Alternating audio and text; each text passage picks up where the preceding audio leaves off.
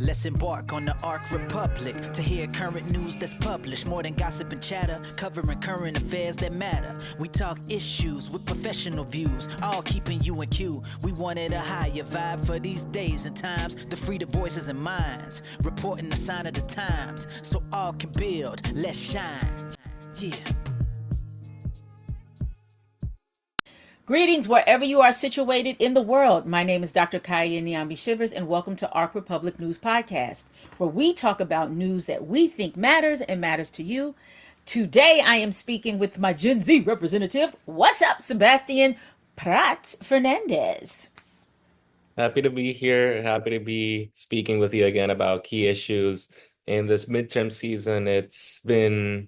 We've seen some very eventful primaries recently.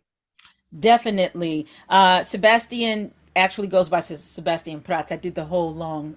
I didn't mention what the A stands for, which I think is super cool. But I want you all to know that Sebastian actually started off at Arc Republic as a student intern, moved into a junior reporter, and now is working with us, talking about the political issues. So, thank you for staying with us, and congratulations on how you're moving. It's really a treat to see how you are growing and blossoming as a journalist, and focusing on politics, which is I love it. It's my So forte as well. exactly. We could talk about it all day, every day. And so, really, what we're doing, we're taking a lot of our conversations that we have in private, and bringing them to you. But they are really great issues Sebastian raises, from the lens of being a Gen Zer, that I think are important. And recently, he talked about recent elections that brought about what I call the microchip class.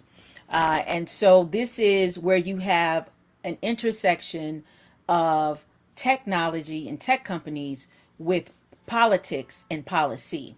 So Sebastian, tell me about what you observed and what does this mean right now?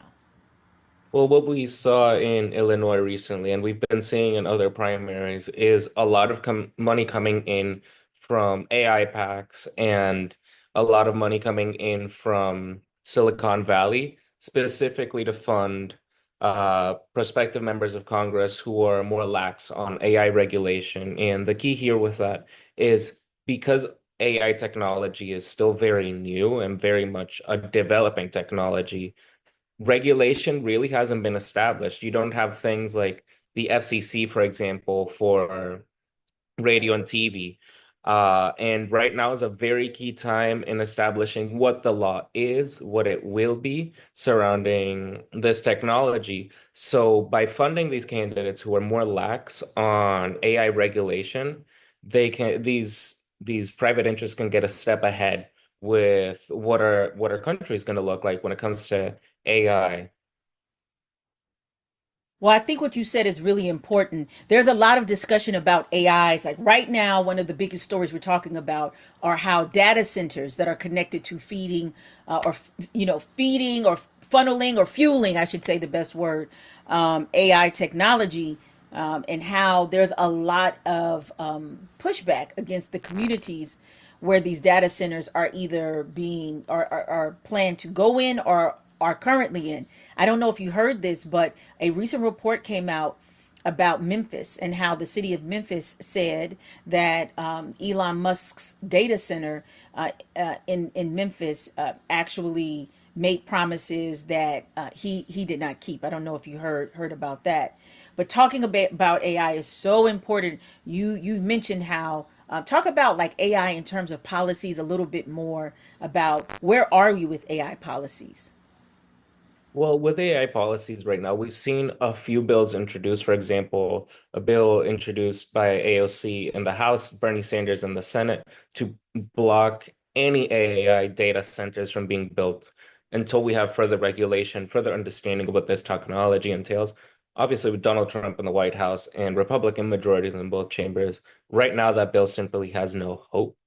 But the hope in the Democratic Party and the section of it that is much more apprehensive on AI, the hope is that in 2028, with a Democratic victory, ideally, not just across both chambers of Congress, but for the White House as well, a Democratic president can rail in what AI companies are doing because for a lot of people, this can be seem more like fun and games, with silly AI generated videos. But the reality is that deepfakes are a bigger threat than they've ever been. Falsified videos thrown out there of people. And you can say it's AI, but once the damage is done, it's very hard to undo. And most importantly, very deep research onto someone's history on the internet for Gen Z specifically is a very big concern because we grew up with social media, which means we grew up voicing our mistakes of our youth out there in the internet for everyone to see. And the saying that what's on the internet, it's never going out, is truer now than ever because of AI. These are really good points. I also want to point out there's still, like you said, I want to emphasize a lot of AI legislation has not been voted on. There is projected that there's going to be a lot more AI legislation as well because we have the rise of cryptocurrency definitely very near as being a part of the currency, the global currency. And been a lot of regulation talk and things around that as well. I really, in talking about this, I really, Sebastian, want to bring up the acronym that I saw between the AI Super PAC, which is really APAC, AIPAC, Mhm. and the the old APAC or the other APAC, right? So the American Israel Political Action Committee, like the one that lobbies the pro Israel super PAC. And I said, I think it's not a coincidence. What are your thoughts on that? I think there's a lot of similarities, particularly in strategy, with how these different packs are operating, because for both of them, the general a general phenomenon we see is that Republican legislators, by and large, are much more in favor of the policies these PACs support already. So what they're trying to do, and we saw this in Illinois, is they're stepping into Democratic primaries and stepping into the Democratic Party as a whole to be able to count on at least some support from the party, enough where, regardless of who controls either chamber of Congress and potentially the White House, they can get these policies through. And for me, I automatically knew because media studies is my jam. That is my thrust of my scholarship. So I'm always looking at systems. But what has been known for years is that Israel, particularly, has been very much involved in the development of technologies and new technologies. And there has been a lot of eyebrow raising or like what are they doing this is particularly when it comes to data collection and intelligence and Mhm. surveillance, and as well to military using AI. And actually, the Jewish community, but Israel specifically, has been heavily connected to a lot of AI technologies and developing the AI industry, and as well into currency. So I believe that there are players in the old APAC that are you're seeing in the new APAC or the AI Super PAC. Right. So just to make sure that our audiences don't get confused, because I do too, we're gonna call the pro-Israel political group APAC, the traditional APAC, and then we'll do AI Super PAC as the artificial intelligence one. So I hope you all could run through this because I think this is a really very important. I read that I think it was over like $120 million were dumped into the biggest AI super PAC prior to this these elections that happened in Illinois. And Mhm. what were the results, by the way? Well, in Illinois, both APAC and AIPACs didn't see the results they wanted to see, primarily in the Senate race, where the winner was Juliana Stratton by a very comfortable margin, especially compared to what we were expecting. Generally, Roger Krishnamurthy was considered the favorite for the race. Over the coming weeks, especially as JB Pritzker invested a lot into Juliana Stratton's campaign, that margin came closer and closer. But even on election day, generally, she was not seen as the favorite in the race, but she came out on top. And the difference between both of them really was with Krishnamurti being a lot of the more traditional, well, what's become the traditional Democrat, and more cozy, more in favor of these PACs and what they stand for, as opposed to Juliana Stratton, which took stronger stances against all of these, against AIPAC, against AI PACs. And I think it resonated with a lot of voters in Illinois who saw what she stood for and saw their own beliefs reflected in her. No, I think this is really important because I think one of the biggest critiques that we're having is that because AI is still like the what do you call this, a frontier, right? There's still Hmm. a lot of unknowns in what are the ramifications when you implement this on society across the board. I'm an educator, so at my university there's a lot of chatter and also on both sides. So you have saying, "Oh, this is great," but then you have like, "This is actually." It's we're starting to see how it plays into critical thinking and student assignments, and it doesn't look good. So I think that is the position of a lot of people who are rejected, to say that we just simply don't have enough information. You're kind of like shoving this down our throat, and making us make this decision. And we really need to do more research on it. I think that is like for the older folk, and I think for the younger folk, they're like, there are a lot of environmental ramifications with AI that we really need to talk about. And climate change and climate issues in the environment are such a huge issue for younger folk. Can you speak on that? Yes, definitely, and it's an issue that I care a lot about from being from here in Puerto Rico because obviously being in the Caribbean, we are particularly susceptible to extreme climate phenomenon. But with AI, a lot of the issues are with the amount of power that it uses and the amount of water it takes to cool all of these computers because everyone knows how crappy it is for your laptop to be heated up, especially if it's on your lap. Imagine massive, massive walls of computers in these data centers that need to be cooled.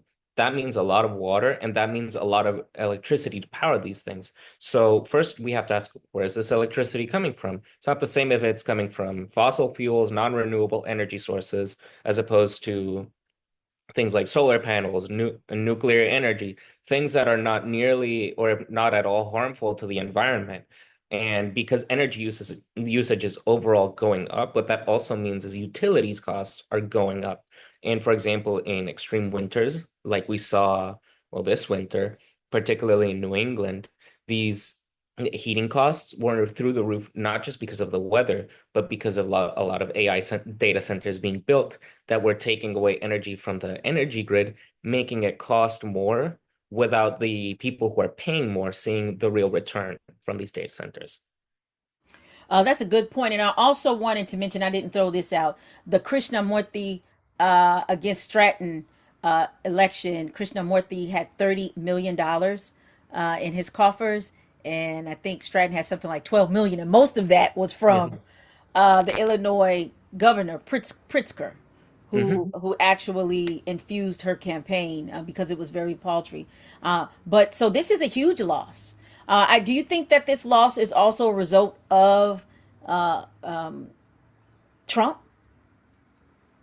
Absolutely. Yeah. One of the big things that Juliana Stratton ran on was abolishing ICE. And she was very clear about that. She made a campaign ad that was very explicitly saying, fuck Trump, fuck ICE. This is absolutely part of the backlash that happened to Trump in his first term and is happening to an even greater degree now. And when people who vote in Democratic primaries see a candidate who is not just staunchly anti-Trump, but has the policies to back that up, as opposed to someone who it's not that Krishnamurti wouldn't have fought Trump. Obviously, like any other Democrat, he would, but he didn't represent the fighting spirit that a lot of these people want to see right now. Those are really good points. I also want to just kind of reemphasize. I've been saying, I said it the last time when we talked about, we were talking about I think the Tallarico and Barack Crockett Obama.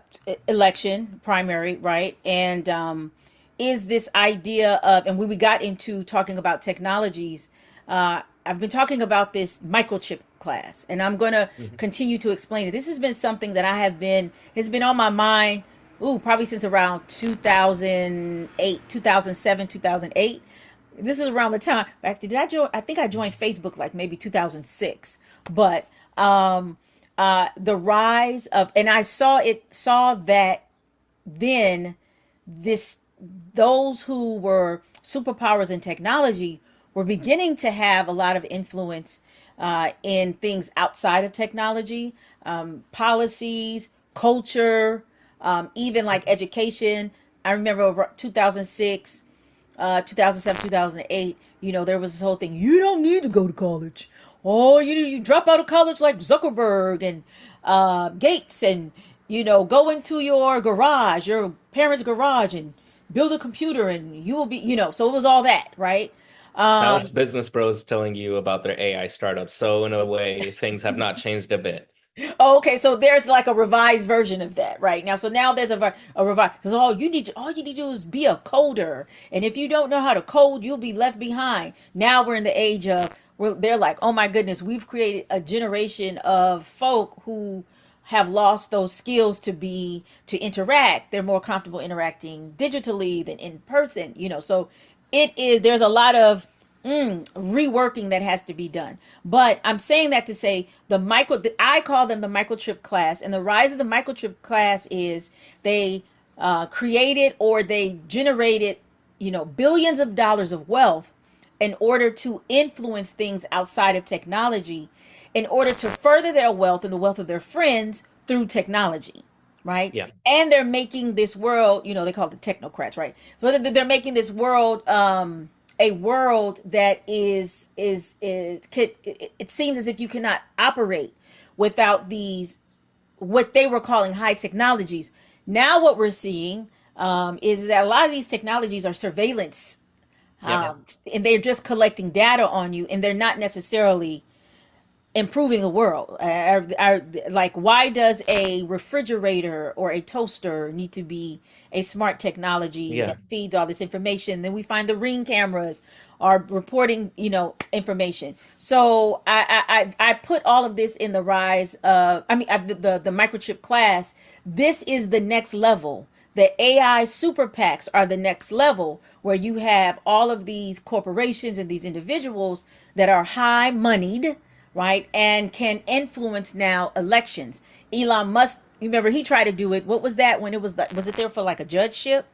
Yep, the Wisconsin Supreme Court race last year, Mm-hmm. which blew up in his face, and the recent one, I think last week, as of recording, that one went even worse for Republicans. To put into perspective, the Democratic endorsed candidate won with around two-thirds of the vote Who in was Wisconsin. it? Who was that? Who was that?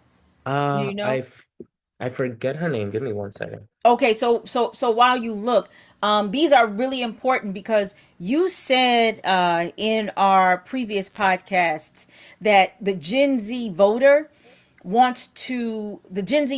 does not buy into this corporate person.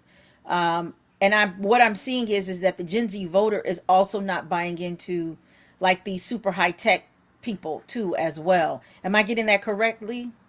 Yes, although I will add a small but important addendum there Mm-hmm. that with Gen Z, there are some things that characterize us regardless of Mm-hmm. when specifically you were born. Mm-hmm. But there is a growing and more visible divide among Gen Z who graduated before the pandemic or after the pandemic.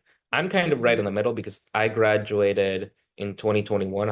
I graduated high school in 2021, so I only had a year of the pandemic. And part of what characterizes this difference is Mm-hmm. the people who graduated before or right at the start of the pandemic. We had Obama as president growing up. We had March for Our Lives. We had a lot of the initial Trump backlash characterizing our high school experience, as opposed to Gen Z who grew up later on, has spent much more of their high school behind a computer screen. A lot of them are much more radicalized online, are And under much Trump, more, and under Trump, yeah, at that. under Trump as well. And a lot of them don't remember Obama quite as much. They didn't have as many simply hours on TV where the president was just a black man, and that was normal. That was not something that you questioned or were even surprised about.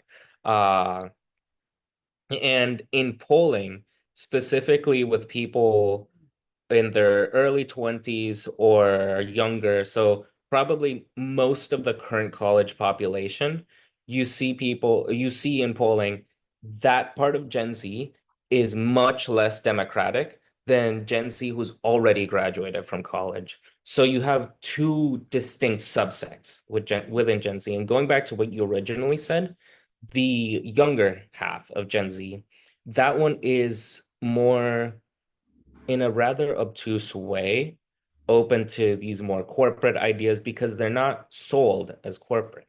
They're sold as anti-culture, this kind of more fringe aspect of the right wing. That's how these ideas are delivered. And that's why being so online during the pandemic is a key factor here, Mm. because that's where this happens. This is how people get radicalized to the right online. Yeah, that I mean, you made a really good point. When COVID happened and the world got online, it actually made it easier for a lot of these influential, what might have been groups at the periphery, then become at the center in a lot of the development of these young folk. And so I know I saw this. The algorithm had me somewhere with some guy. I don't know the names. You're going to educate me on a lot of them, but how they were regurgitating the misogynistic, the misogynistic, the racist rhetoric that he did online, and he said he was shocked because for him Yeah, it's Dave he's a Chappelle. personality. No, it wasn't Dave Chappelle. Oh, Even though it wasn't, it was a white guy, and he ah, was in like in an airport, and these kids ran up to him and said, "Oh my goodness, these people should die," and this that, and he was like, "Oh my!" And so he realized at that moment that his online persona, how it actually had real world ramifications, right? And it was growing this generation, or this wave in this generation of young folk who thinks like that is productive. I'm just being I'm definitely being PC though.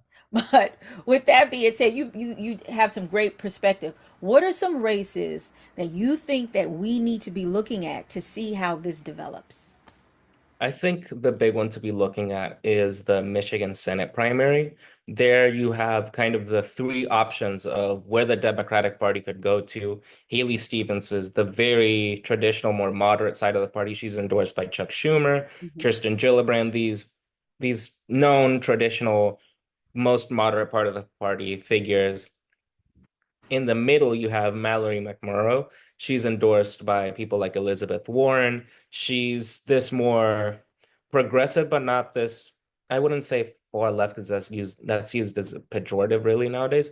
But Mhm. she's not quite in the AOC, Bernie Sanders camp. But she's certainly more to the left of the Chuck Schumer types. Then finally, Mhm. you have Dr. Abdul El Said, and he's certainly in the AOC, Bernie Sanders camp of the party. And in favor of Medicare for all, and him being a doctor brings a lot of more stronger perspective to Washington when it comes to issues regarding healthcare. Now, when it What comes race to is this? And what race is where is this? this is the Michigan Senate Okay. primary. Okay, gotcha. Yeah, and when it comes to AI and when it comes to AIPAC, Mallory McMorrow has included on her website explicitly that she has not taken any AIPAC money nor any such PAC. But Abdul El Said has gone on the offensive against her for things like Medicare for All, which he is explicitly in favor of. Mallory McMurrow has not, and both of them have gone after Haley Stevens, who simply hasn't taken a strong stance on these things. She's also missed campaign events. The latter two do show up to. And one of them was in favor of going to an APAC event, which I think says it all on its own. When it comes to AI, that hasn't been as much of a salient topic in the race, Mhm. but generally what it's looking like is among it falls along the ideological lines of the party where Haley Stevens is likely to be the most open to AI, more lax on it, as opposed to Dr. El Said, who's probably going to take much stronger stances against him, in line with the people who've endorsed him. Then you have Mallory McMurrow as kind of the middle of those two extremes. Thank you so much. Well, we will be watching that and we'll be talking more about that. So, for those of you, look at the rise of the AI, artificial intelligence super PAC, and the continuance of APAC, the old APAC and the new APAC. Okay, Sebastian, thank you so much. I'll be talking to you soon. Thank you so much.